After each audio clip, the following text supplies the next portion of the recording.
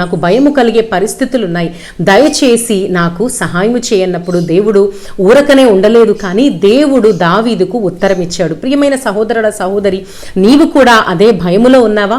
అధైర్య పరిస్థితులను ఎదుర్కొంటూ ఉన్నావా? భయపడవద్దు, దేవుని యొద్ద విచారణ చేయి.